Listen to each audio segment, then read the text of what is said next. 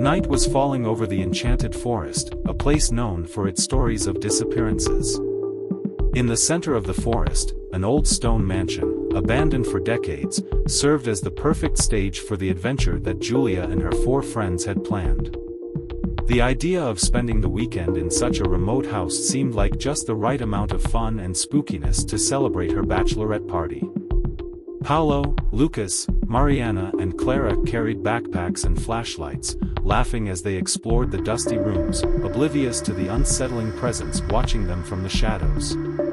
In the attic, Mariana found an object that completely changed the course of the night, a worn-out Ouija board, with symbols engraved on the edges and marks that appeared to be from burns.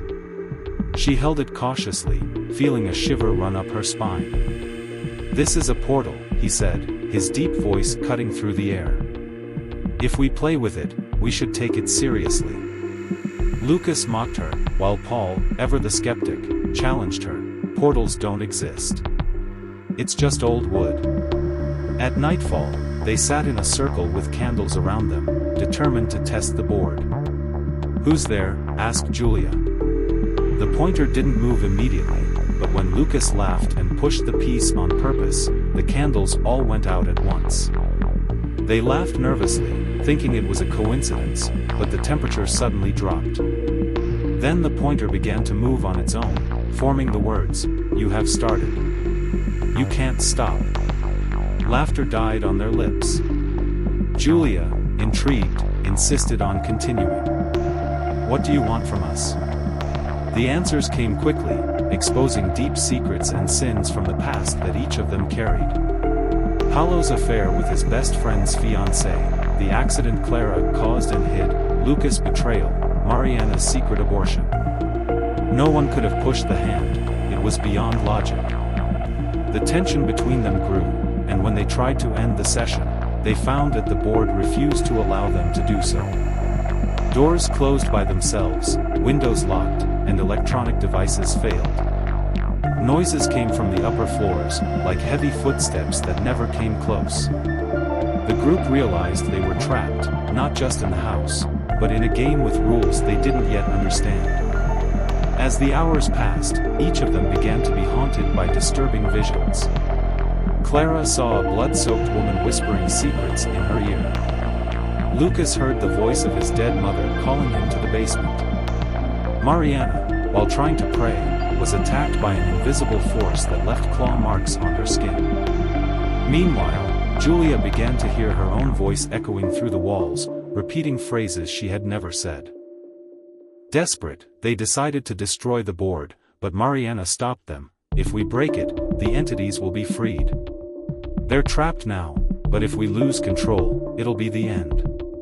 With no other way out, they began to investigate the history of the board. They found a diary hidden in the basement, written by a young woman called Aurora in 1922. She had been the last resident of the house, a medium who had tried to seal away a demon called Zarek, but failed. The board was a trap for him, but also a door. Any attempt to use it again could weaken the seal. Lucas, panicked, decided to run, but was caught by something that dragged him into the mirror in the main room. His screams echoed for seconds before disappearing.